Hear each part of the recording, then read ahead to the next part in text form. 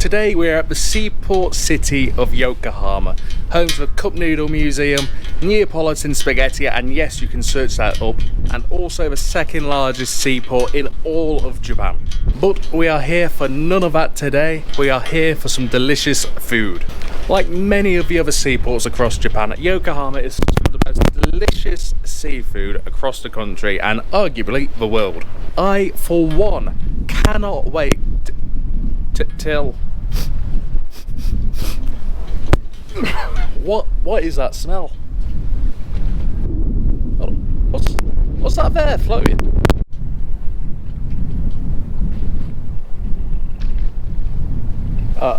Okay, now that makes a hell of a lot more sense. Chloe, while you're here, do you have any food recommendations for me while I'm out here in Yokohama? Obviously the cuisine, seafood culture, it should be absolutely phenomenal. So what would you recommend?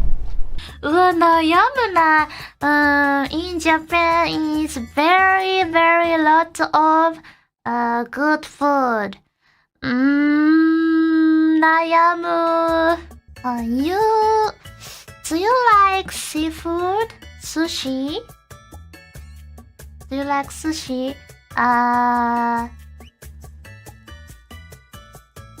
Very so なんて言ったらいいのかな popular and famous sushi chain って言ってなんて言ったらいい chain shop popular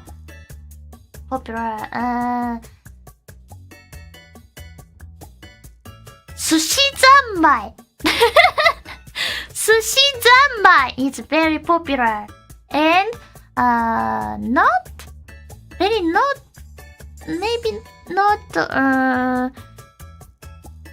なんて言うんだっけ expensive not expensive maybe middle Sushi Zanmai I recommend because very good, very delicious. Okay, so instead of exploring the whole beautiful, fantastic cuisine of Yokohama, you'd like me to go to a chain restaurant which I could find anywhere in Japan. Okay, fine, I guess it checks out. So that's where we'll be going, guys. Now, next time you'll see me, we'll be in Sushi Zanmai. Let's go.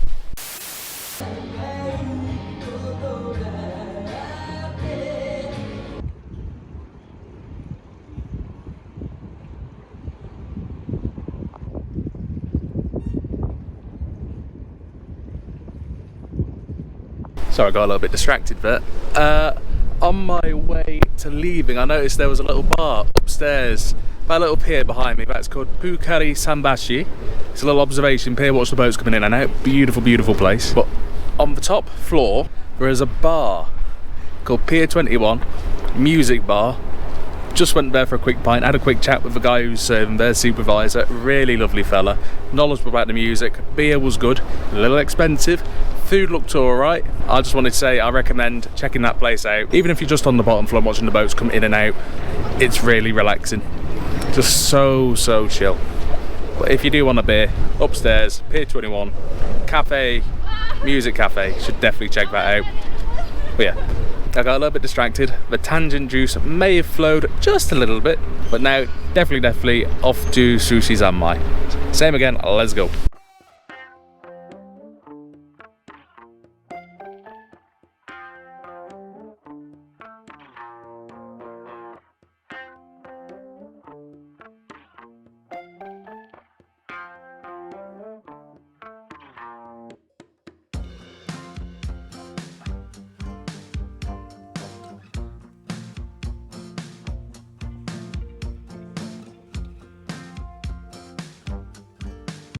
A little history about Sushi Zanmai. The chain was formed back in 2001 by Kiyoshi Kimura in an effort to drive business back to Tsukiji fish markets, once one of the largest and most visited fish markets in Japan. He is quoted as saying, back then, people weren't coming to Tsukiji anymore. Half of the market had already shuttered and the central wholesale market was losing money. After turning 50 exactly 2 years earlier, I decided to take life easy, but Tsukiji was in trouble and I was asked to do something to revive it, so I started Sushi Zanmai. After the success of the first store, Kimura-san continued to open more restaurants with the aim of always being open, meaning that the majority of these stores are open 24/7. As well as being a bit of an entrepreneur, Kimura-san is also a bit of a mad bastard and is well known for spending ludicrous amounts of money on bluefin tuna. In particular, during the end of year auctions held previously at Tsukiji and currently at Toyasu fish markets. In fact, he made global news back in 2019 where he broke his own previous record for a bluefin tuna, paying an astonishing 333 million yen, or 3.1 mil USD, 2.5 mil Great British Pound, for a 278 kilogram bluefin tuna. And with that outrageous bid, truly cemented himself as the tuna king. But today we find ourselves at the Sushi Zanmai Yokohama West entrance store, just a few minutes walk away from the Goliath Yokohama train station. Once I finally found the store, on the outside there was a list of menu items which gave me the opportunity to have a look at everything that I could order before making my way inside. After being seated, I was told to scan a QR code to order my food.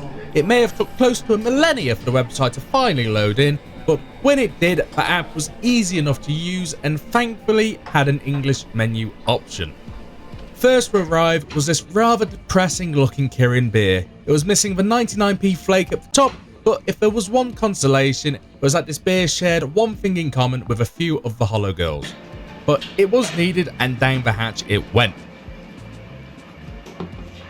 It didn't take long for the food to arrive, with a number of plates appearing at the same time. The couple next to me, however, didn't seem too impressed, giving me some bombastic disgusted side-eye for the amount of food I had ordered for myself. Or maybe it was because I'm a weirdo recording myself eat. Honestly, it could be either. But onto the food. I couldn't come to the home of the Tuna King without ordering tuna, so that's what I had first. An assortment of these deep-sea delights. Including on the plate was otoro, chutoro, and akami tuna. Translated, fat, medium fat, and red tuna. I started off with the fatty tuna as I myself, as a fat bastard, felt some camaraderie with the fish placed in front of me. And it did not disappoint. The meat melted in my mouth almost spontaneously with that sweet umami flavour taking over my taste buds. And with that stupid look on my face, you could tell I enjoyed it. The chutoro swiftly followed, and while not as soft as yotoro, it was still delicious and carried the tuna flavour across well. I had the akami last, and while again it was fantastic, it was a little bit more lean than the others, and clearly I was more focused on placing my chopsticks down nicely than I was eating it. After a quick beer break, it was on to the next platter. As it was December, I decided to go with a special winter nigiri plate which consisted of steamed scallops, snow crab, and steamed oysters. For some reason, I decided to treat the oyster like I would a shot of tequila. Suck on my lemon first, shrugging my shoulders in confusion as to why I decided to do that, before proceeding to perilously hold the oyster towards camera and eventually dropping the oyster, thankfully into the soy sauce. Clout. Quickly consuming the rice to hide my embarrassment, then it was time for the oyster. I love oysters, so it will come as no surprise that I thoroughly enjoyed it steamed, adding a little more complex depth to the flavour than I'm used to when I'm eating them raw. Quick beer break and then I'm on to the snow crab. Thankfully, not dropping it into the soy this time. Growing up, I really loved crab sticks. I used to try to peel the layers off and make them into a really long, skinny crab sheet, and then I'd eat it like that. That's what this tasted of. I know snow crab meat is meant to be delicious, and this was, but I really couldn't tell much difference between this and that. And the little off-putting sauce on the top of it, as far as I could tell, made no difference whatsoever. But like I said, it is still very good. Finally, the steamed scallop. On the outside, it doesn't look very appealing. Not that that's ever stopped me before. But on the inside, it was fine. It was a little chewy. The flavours were there. They were okay, but they weren't anything special, not great. It was fine. After a quick beer break, I moved on to the next dish. Now, I'll admit, I maybe was a little too adventurous with this one as I selected abalone, which is a type of shellfish, shirasu sushi, which is Japanese ice fish wrapped in seaweed with a little bit of grated ginger on top, and thankfully a normal looking albacore tuna. Now, I really want to stress this. Sometimes your own curiosity can be your worst enemy. Look at me here, oblivious, playing up to camera. If only I knew then, you sweet innocent fool.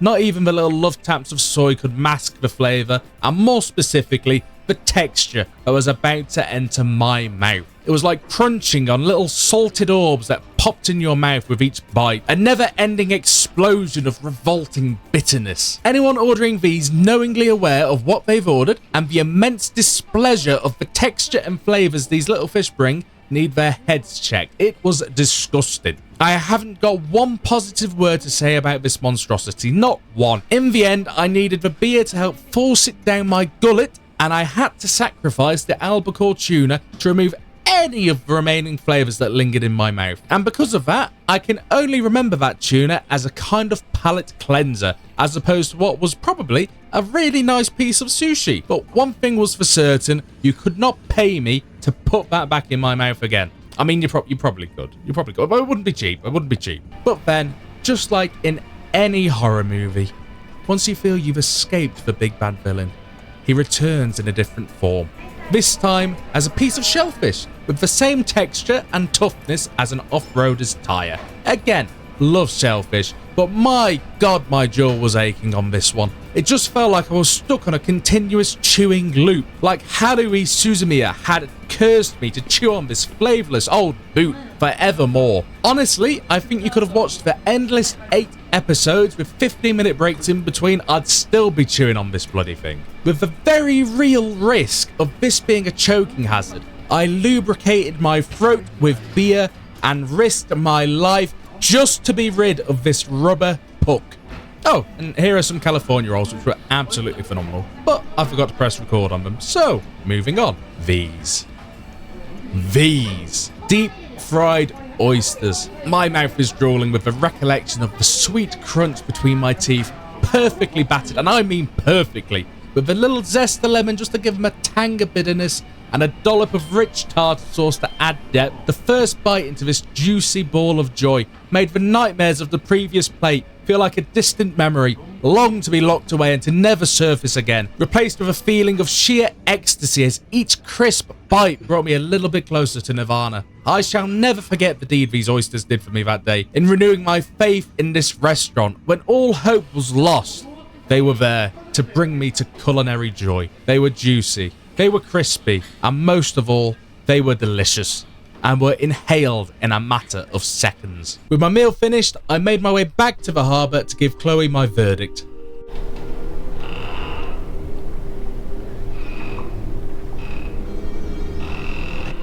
Chloe? Look, I'm sorry about the whole sushi conveyor belt thing. That sushi was actually banging. Where you at? Weird. Doesn't have that weird smell anymore. Chloe? Chloe Doko? Chloe? Chloe Doko? Chloe? Well, I wasn't ready. I thought we'd have more time.